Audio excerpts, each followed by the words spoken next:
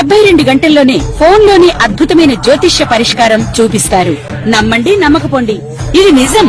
శ్మశాన కాళి రుద్ర చౌడీదేవి ఆరాధకులు నంబర్ 1 వశీకరణ స్పెషలిస్ట్.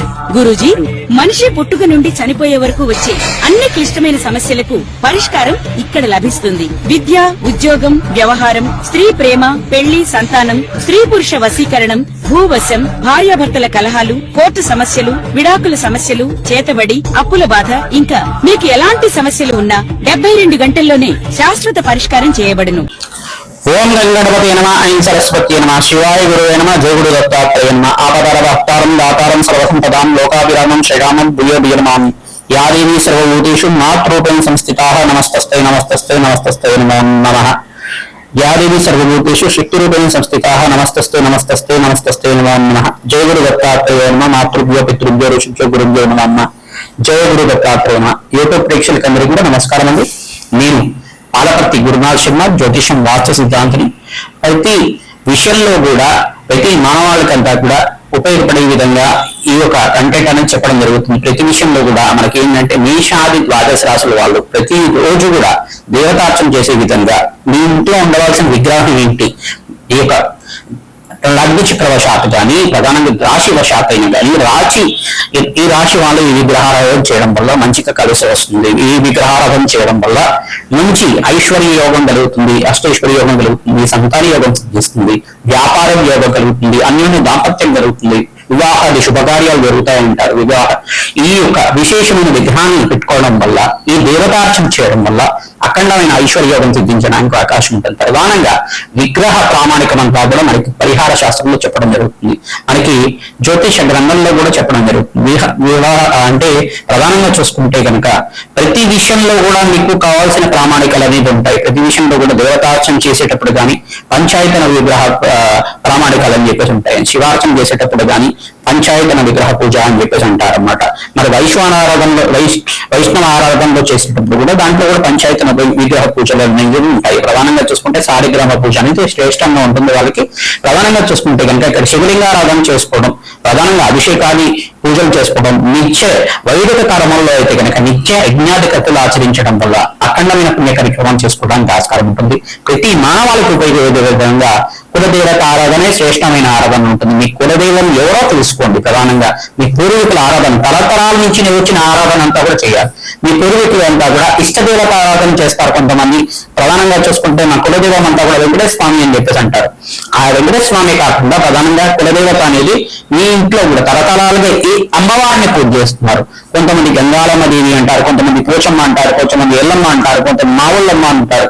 ఏ దేవతను ఆరాధన చేస్తున్నారు నాకంతా కూడా ప్రధానంగా చూసుకోవాలని చెప్పేసి చూసుకోవాల్సి ఉంటుంది. గ్రామ రక్షగా ఉంటుంది అమ్మవారు, ఇంటి రక్షగా ఉంటుంది అమ్మవారు అంతా కూడా. ప్రధానంగా అమ్మవారు ఏ అమ్మవారిని పూజ చేస్తున్నారు, విశేషంగా అమ్మవారి యొక్క చిత్రపటం కానీ అమ్మవారికి సంబంధించిన అవతార రూపంలో ఉండే చిత్రపటం కానీ ఇంట్లో ఉండాలి.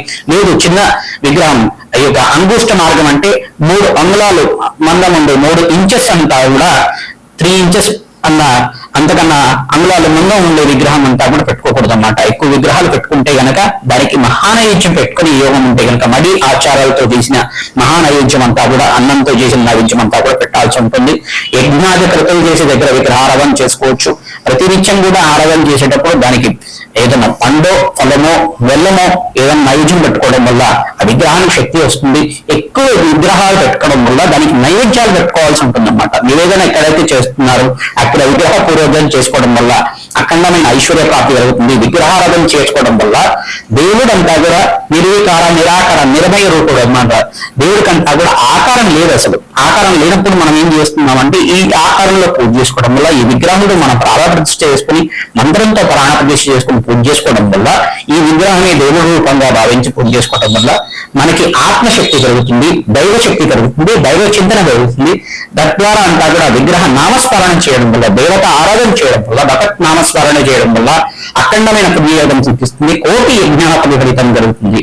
తద్వారా ఈ యొక్క పుణ్య కార్యక్రమాలంతా కూడా చేయడం వల్ల విశేషమైన పూజలంతా కూడా ఆచరించడం వల్ల వంశాభివృద్ధి కలుగుతుంది, అష్టైశ్వర్యోగం కలుగుతుంది, మంచి సుఖమైన జీవితం జీవించడానికి, పుణ్యవంతమైన జీవితం జీవించడానికి, అఖండమైన వంశాభివృద్ధి కలగడానికి ఆస్కారం ఉంటుంది. కావున మేషాది ద్వాదశ రాశులు కానీ మేషాది ద్వాదశ లగ్నాల వాళ్ళు కానీ విశేషంగా ఈ విగ్రహారాధన చేయడం వల్ల, ఏ విగ్రహారాధన ఏ దేవతార్చన చేయడం వల్ల వాళ్ళకంతా కూడా కలిగి వస్తుందో తెలుసుకుందాం.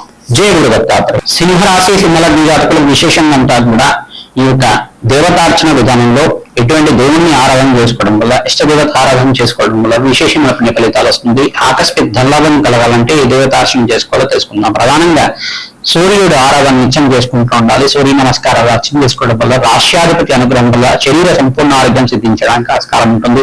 మీకు ప్రధానంగా చూసుకుంటే శివార్చన విధానం, మీకు అర్చన విధానం అంతా కూడా ఆరాధన ఉంటే కనుక ఇంట్లో శివలింగ విగ్రహాన్ని చిన్నది తెచ్చుకొని ఇంట్లో పెట్టుకొని స్థాపన చేసుకొని దానికంతా కూడా జలంతో అభిషేకం చేయించుకోవడం వల్ల విశేషమైన వినియోగం సిద్ధించడానికి ఆస్కారం ఉంటుంది.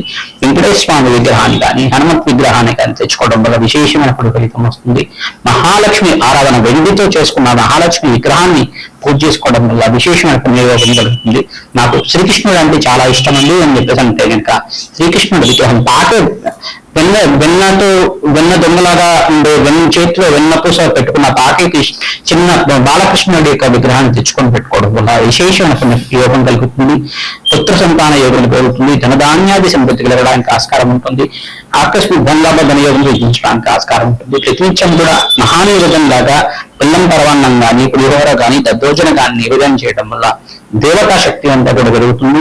తద్వారా మీకంతా కూడా ఆ జగన్మాత అనుగ్రహం వల్ల అష్టైశ్వర్య యోగం సిద్ధించడానికి, వ్యాపారం అభివృద్ధి కలగడానికి ఆస్కారం ఉంటుంది. మహాలక్ష్మి ప్రీతికరంగా కనకదార స్తోత్రం కానీ మహాలక్ష్మి సహస్రనామాన్ని కానీ ప్రయత్నించబడి వినడం వల్ల వింటూ ఆ స్తోత్రానంతా వింటూ కుంకుమార్చన చేసుకోవడం వల్ల విశేషంగా అమ్మవారి అనుగ్రహంతో అష్టైశ్వర్య యోగం సిద్ధించడానికి అవకాశం ఉంటుంది.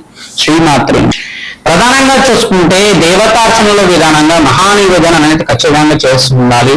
ఎక్కడైతే వైదిక కర్మల్లో అంతా కూడా ప్రధానంగా చూసుకుంటే బ్రాహ్మణత్ములంతా కూడా విశేషంగా మహానివేదన చేస్తుంటారు. విశేషంగా అంతా కూడా వీరు కూడా ఎప్పుడైనా వారంలో 2 రోజులు కానీ 3 రోజులు కానీ ఖచ్చితంగా బెల్లం పరవాన్నం కానీ దద్దోజనం కానీ పులిహోర కానీ నివేదన చేయడం వల్ల విశేషమైన పుణ్య ఫలితం కలుగుతుంది. లక్ష్మీ కుబేర హోమశాంతి కార్యక్రమాల్లో పాల్గొనడం వల్ల వ్యాపారం అభివృద్ధి కలుగుతుంది. లక్ష్మీ కుబేర యంత్రాన్ని అంతా కూడా వ్యాపార స్థానంలో స్థాపన చేసుకుంటూ ఉండాలి. కూష్మాండ దీపాన్ని వెలిగించడం వల్ల కారభైరవ స్వామి దేవాలయంలో విశేషంగా చేసుకోవడం వల్ల అఖండమైన పుణ్యయోగం సిద్ధించడానికి ఆస్కారం ఉంటుంది. ఆకస్మిక ధనలాభం ధనయోగం సిద్ధించడానికి ఆస్కారం ఉంటుంది.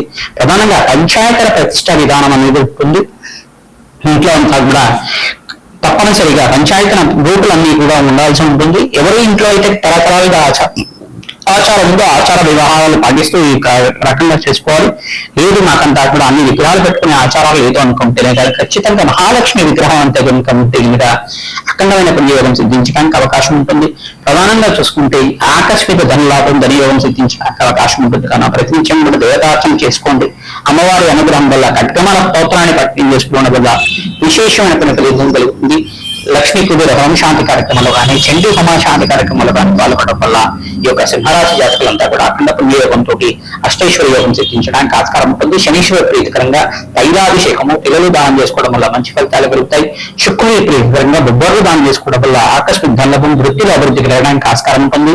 బుధుడికి ప్రీతికరంగా పెసర్లు దానం చేసుకోవడం వల్ల వ్యాపారం అభివృద్ధి కలుగుతుంది.